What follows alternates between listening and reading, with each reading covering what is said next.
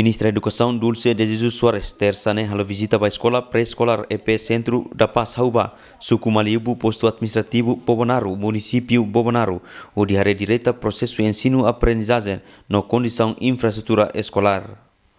E a visita da ministra Dulce promete, se tal prioridade e orçamento tinam fiscal Rihun Rua Ruanul Resin Lima, atu halo construção fong, tamba condição físico escola ne la seguro na ba estudante no manorinsira. Ministério pronto, nós estamos a plano para tal construção em 2025, mas RAI, comunidade tem que ajudar a tudo ela RAI balo e depois está o levantamento, a surat tecnológica, beleza.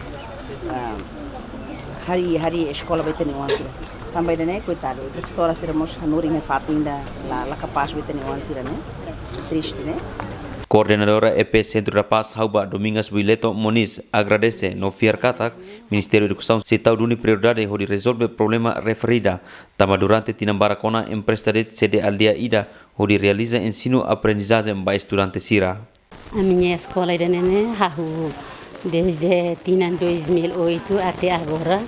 Agora dadamne ami usa ela sede empresta sede aldeia pode usa ba atividade aprendizagem tamba edifício permanente ida ba ami sidak iha nomos ba haris fatin sirane sintina fatin sirane mos la iha hotu ho brincadeiras lavari sirane mos la iha sim ia tempo lima udam bot escola ulu kahani pernah loke tiona mak ami sosa kaleng hota ka falne depois quando udam bot maine sasan sirane surtahan sirane bokong hotu. Entah kami muda meza ni maya marang tuane bodi be halau atividade aprendizagem balabarik sira. Mas que hansene ami vontade na fating tambah sai manorin tem que ser ia vontade.